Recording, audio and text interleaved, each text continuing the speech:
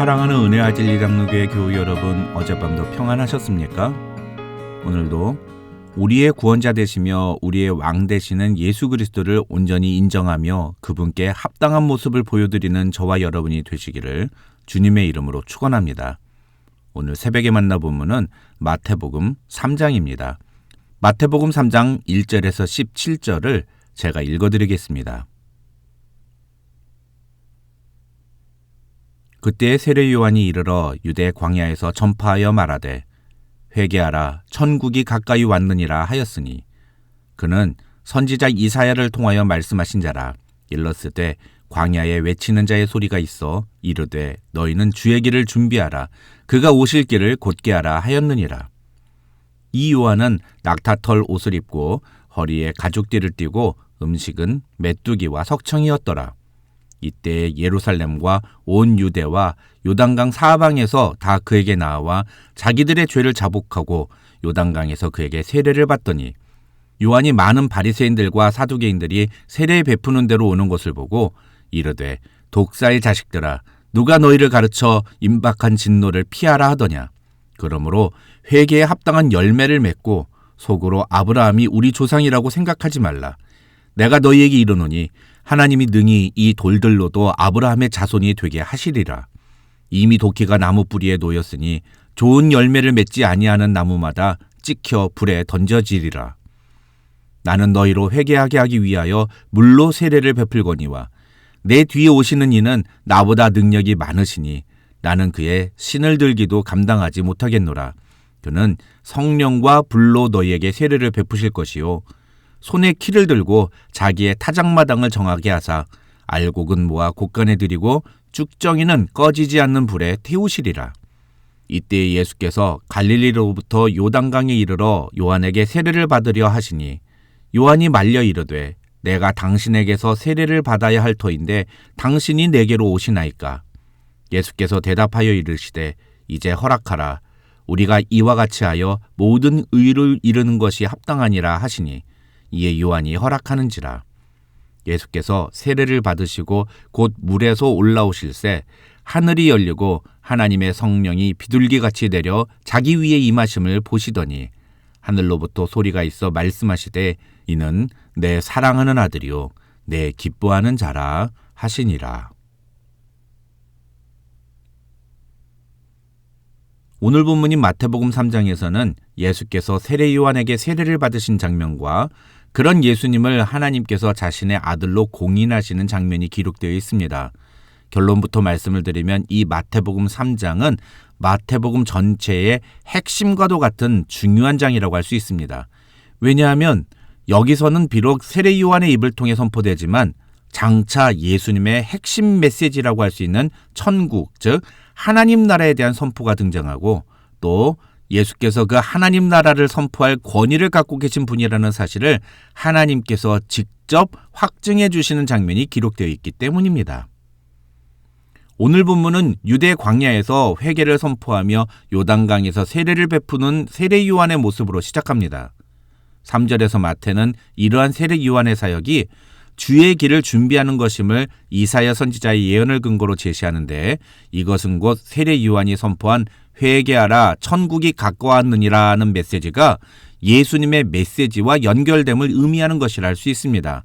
실제로 4장 17절을 보시면 예수님도 그의 공생의 사역을 시작하시면서 사람들에게 가장 먼저 선포하신 메시지가 세례 요한과 똑같은 회개하라 천국이 가까이 왔느니라 였음을 마태는 이야기하고 있습니다.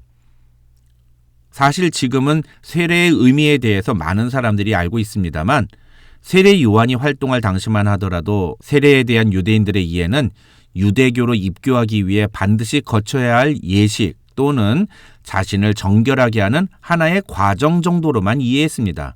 그런데 세례 요한은 그런 세례 의식을 죄를 씻는 행위와 연결하면서 그것을 통해 우리가 천국, 그러니까 하나님 나라에 들어갈 자격을 얻게 된다고 선포했던 것입니다. 사실 구약 성경은 유대인으로 태어난 자가 아니라 하나님과의 언약 관계 안에 있는 자들을 하나님의 백성으로 인정했다고 학자들은 설명합니다. 하나님이 이스라엘을 선민이라고 부르시는 것은 전적으로 아브라함과 이삭과 야곱 그리고 다윗으로 이어지는 언약 관계 때문이라는 것입니다.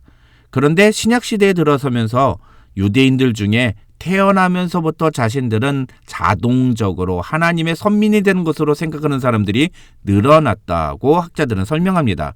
그 결과 하나님과의 언약관계 속에서 하나님의 백성들에게 주어지는 언약 준수의 의무는 사라지고 오히려 선민인 자신들과 선택받지 못한 이방인들 사이를 구분하면서 이방인들을 조롱하고 비난하는 태도가 유대인들 사이에 팽배했는데 이것이 세례 요한이 보기에는 유대인들의 죄악이었다고 학자들은 설명합니다. 그래서 세례 요한은 바로 이런 사람들에게 9절에서 이렇게 선언하고 있습니다. 속으로 아브라함이 우리 조상이라고 생각하지 말라. 내가 너희에게 이르노니 하나님이 능히 이 돌들로도 아브라함의 자손이 되게 하시리라.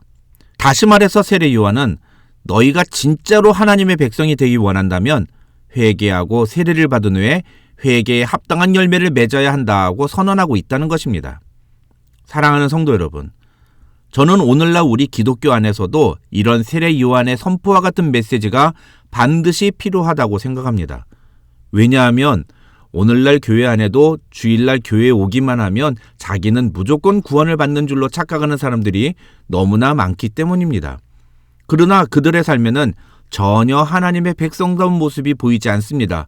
그런 자들은 오늘 회개하라 천국이 가까이 왔느니라는 이 세례 요한의 메시지를 깊이 마음에 새기고 들어야 합니다. 만약에 나는 회개할 것이 없다고 생각하는 사람이 있다면 그는 진리가 그 속에 있지 않고 하나님의 말씀이 그 마음에 없기 때문에 스스로를 속이고 하나님을 거짓말하는 자로 만드는 자라고 사도 요한은 요한일서 1장 8절과 10절에서 이야기했습니다. 하나님의 말씀이 우리 안에 있다면 우리는 반드시 우리의 죄악을 분명하게 깨닫게 되어 있는 것입니다. 그런데 그렇게 회개의 메시지를 전하며 사람들에게 세례를 주던 세례 요한에게 깜짝 놀랄 일이 벌어집니다. 예수님이 자신에게 세례를 받기 위해서 갈릴리에서 요단강으로 오신 것입니다. 세례 요한은 예수님께 세례는 예수님이 저에게 주셔야 하는데 어떻게 저에게 세례를 달라고 하십니까? 이렇게 묻습니다. 하지만 15절을 보시면 예수님은 모든 의를 이루기 위해서 나에게 세례를 베풀어 달라고 세례 요한에게 말씀하십니다. 그렇다면 여기서 예수님이 말씀하시는 모든 의란 무슨 뜻일까요? 예수님은 우리 죄를 위해 십자가에 죽으심으로 우리를 의롭다 하시기 위한 하나님의 요구를 모두 성취하셨습니다. 그래서 십자가에 죽으신 그리스도의 보혈을 의지함으로 우리는 의롭다함을 얻게 됩니다. 우리는 전혀 의롭지 않은 존재들인데 예수님의 죽으심 때문에 우리가 의로운 존재로 인정받는 것입니다. 그것이 바로 하나님의 의인 것입니다. 이 의를 이루시기 위해서는 예수님께서 죄인으로 취급을 받으셔야만 했습니다. 그래야 하나님의 의가 온전히 이루어지는 것입니다. 다시 말해서 예수님이 세례 요한에게 세례를 받으신 것은 하나님의 뜻에 따라 자신을 죄인들과 같이 낮추시며 죄인들과 동일한 상태가 되셨음을 선언하는 사건인 것입니다. 예수님은 사실 하나님의 아들로서 죄가 없으신 분이기 때문에 세례를 받으실 필요가 없었지만 그럼에도 불구하고 하나님의 의를 이루기 위해서 세례를 받으셨던 것입니다. 그런데 이 장면은 7절에서 세례 요한에게 세례를 받으러 온 바리새인과 사두개인들의 모습하고 정면으로 대비가 됩니다. 예수님은 죄가 없으심에도 불구하고 죄인과 같이 자신을 낮추시며 세례를 받으러 오셨는데 반해 바리새인과 사두개인들은 자신의 죄악을 진심으로 회개하지는 않고 그저 세례라는 행위를 통해서 천국 백성의 자격을 얻으려는 잘못된 동기를 가지고 세례 요한 앞으로 나와왔기 때문입니다. 이것을 통해 우리는 세례 요한이 베푸는 세례는 하나의 의식으로서가 아니라 그 사람의 전인격적인 변화를 선언하는 상징적인 행위를 의미한다는 것을 알 수 있습니다. 그리고 이것은 오늘날 교회에서 행해지는 세례도 마찬가지라 할 수 있습니다. 문제는 오늘날 거행되는 세례를 그렇게 자신의 전인격이 변화되는 순간으로 이해하고 그래서 세례받은 다음부터 세례받은 자다운 신앙생활의 모습을 보이겠다고 결단한 사람이 많지 않다는 것입니다. 무슨 말이냐면 세례를 하나의 구원을 보증해주는 행사 정도로만 이해하는 사람이 많다는 것입니다.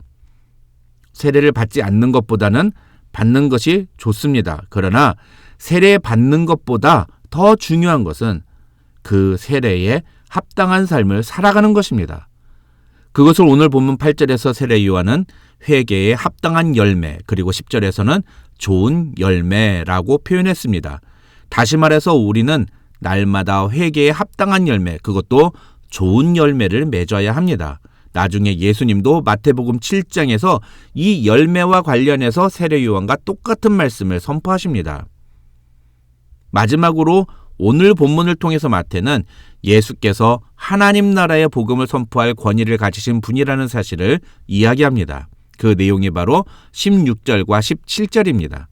16절에서 마태는 예수께서 세례를 받으시고 물에서 올라오실새 하늘이 열리고 하나님의 성령이 비둘기같이 내려 자기 위에 임하심을 보더니 하늘로부터 소리가 있었다고 이야기합니다. 중요한 것은 학자들의 말에 의하면 유대인들은 기본적으로 하늘을 하나님을 대체하는 하나의 상징으로 이해했다는 것입니다. 그러니까 하늘로부터 소리가 있었다는 표현은 곧 하나님이 말씀하셨다는 뜻이라고 유대인들은 이해했다는 것입니다. 이것은 사실 유대교의 입장에서 보면 어마어마한 사건입니다.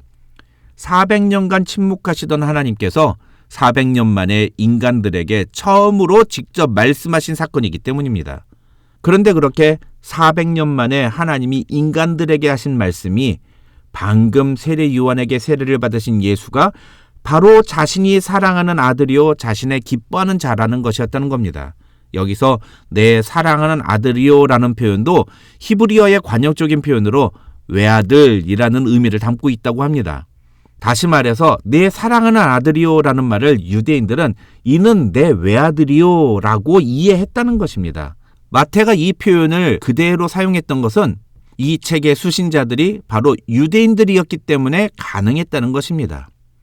어쨌든 결론적으로 이처럼 오늘 본문을 통해 마태는 하나님 나라의 백성이 되는 자격으로서의 회개와 세례, 그리고 그 백성에게 요구되는 의무인 회개에 합당한 삶의 열매들, 마지막으로 그 하나님 나라의 복음을 선포할 권위를 가지신 하나님의 아들 예수님에 대해서 소개하고 있는 것입니다. 이 말씀을 통해 오늘 하루 하나님의 자녀로 부름받은 저와 여러분도 하나님의 자녀다운 삶의 모습을 주님께 보여드림으로 하나님의 뜻을 이루어가는 하루가 되시기를 주님의 이름으로 축원합니다.